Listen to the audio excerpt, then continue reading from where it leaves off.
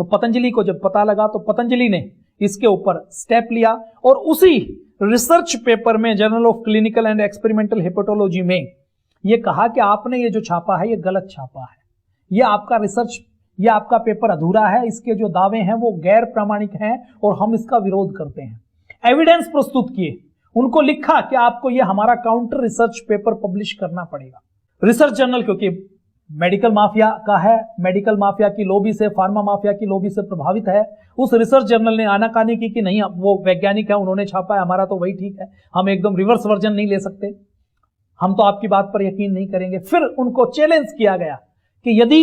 तुम गलत इंफॉर्मेशन दोगे और गलत इंफॉर्मेशन को काउंटर करने के लिए सही रिसर्च की चीज को नहीं छापोगे तो पतंजलि आपके खिलाफ कोर्ट में जाएगी और आपको बंद करवाएगी। उनको कहा कि आप हमारे रिसर्च पेपर की जांच करें। रिसर्च पेपर में सारे एविडेंस दिए गए, रिसर्च दी गई, ट्रायल दिए गए और यह तक बताया गया जो गिलोय की मात्रा निर्धारित की गई है उस निर्धारित मात्रा से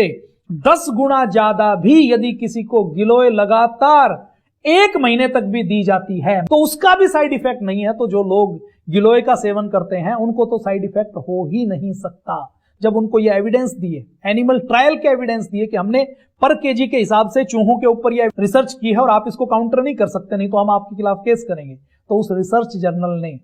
रिसर्च पेपर को छापा, पतंजलि के रिसर्च पेपर को छापा और नेशनल मीडिया में पूज्य स्वामी रामदेव जी महाराज, पूज्य आचार्य बालकृष्ण जी महाराज ने प्रेस कॉन्फ्रेंस करके आस्था संस्कार पर फेसबुक पर लगातार बोल के लोगों के मन से यह भ्रम हटाया। अब आप इसका दूसरा एंगल सोचिए, यदि पतंजलि इसका प्रतिकार नहीं करता, यदि पूज्य स्वामी जी नहीं बोलते या आयुर्वेद की जानकारी नहीं रखते, यदि पतंजलि जैसी संस्था नहीं होती, यदि पतंजलि जैसी संस्था के पास रिसर्च लैब नहीं होती, पतंजलि जैसी संस्था के पास फॉरेन रिटर्न यूएस में काम कर चुके पढ़े लिखे वैज्ञानिक नहीं होते, तो क्या पतंजलि इसका विरोध कर सकती थी? यदि पतंजलि के पास अपना इंफ्रास्ट्रक्चर नहीं होता रिसर्च करने के लिए, पतंजलि आयुर्वेद, पतंजलि को जो आपने दान और सहयोग दिया, यदि वो नहीं होता, यदि पतंजलि के पास, पतंजलि आयुर्वेद के नाम से एक फर्म नहीं होती जो उत्पाद उपलब्ध नहीं करवाती और उसके माध्यम से उसके पास अगर रेवेन्यू नहीं होता, तो क्या हम इन फार्मा कंपनियों से लड़ सकते थे? नहीं लड़ सकते थे। आज पतंजलि थी तो यह प्रतिकार हो गया। अगर यह नहीं होता तो क्या होता? पहले लोगों के जनमानस से गिलोय को विवादित बना दिया जाता और विवादित बनाने के बाद इस गिलोय को और जनमानस से उतारने के लिए फिर सरकारों के ऊपर दबाव दिया जाता। सरकारें लोगों के हित के लिए कानून पास करती, कानून पास करते हुए सरकारें ये कहती कि हमने इस विधानसभा में जो उनके फार्मा लॉबी के दबाव में कोई किसी स्टेट का हेल्थ मिनिस्टर होता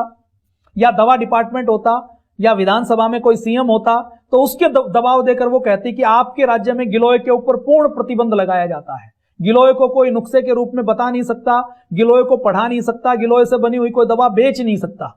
जब ये कर दिया जाता, पहले एक राज्य में रोक लगाई जाती और रोक लगाई जाती तो लोग क्या सोचते कि देखिए बहुत अच्छा काम किया है, गिलोय से लीवर फेल हो सकता था तो गिलोय के ऊपर बैन लगाकर ठीक किया, तो गवर्नमेंट को धन्यवाद मिलता, फार्मा लॉबी का षड्यंत्र सफल हो जाता। अब अकेली गिलोय को यदि आयुर्वेद से निकाल दिए जाते हैं तो बीएमएस की पढ़ाई से गिलोय को निकाल दिया जाता, गिलोय के ऊपर जो दवा बन रही है वो दवाओं में निकाल दिया जाता, गिलोय का नुस्खा जिस किताब में लिखा हुआ है उस किताब को बैन कर दिया जाता। नतीजा, जैसे पहले आयुर्वेद को बदनाम किया 200 सालों में अंग्रेजों ने कि आयुर्वेद तो खराब है, आयुर्वेद की भस्म से तो किडनी फेल हो जाती है, ऐसे ही षड्यंत्र पूर्वक गिलोय को फिर किसी दिन पूरे देश में बैन कर दिया जाता और ऐसे फर्जी वैज्ञानिक रिसर्च रिपोर्ट छापते रहते और पूरी दुनिया में गिलोय को बैन कर दिया जाता। आयुर्वेद में गिलोय का कोई नाम लेने वाला नहीं होता और 10-20 साल गुजर जाते तो उसके बाद गिलोय को ना लोग प्रयोग करते, ना उसके ऊपर रिसर्च होती, ना गिलोय की कोई बात करने का काम करता। ऐसे षड्यंत्र करके किसी पैथी को, किसी समाज को, किसी मानसिकता को खत्म करने का षड्यंत्र किया जाता।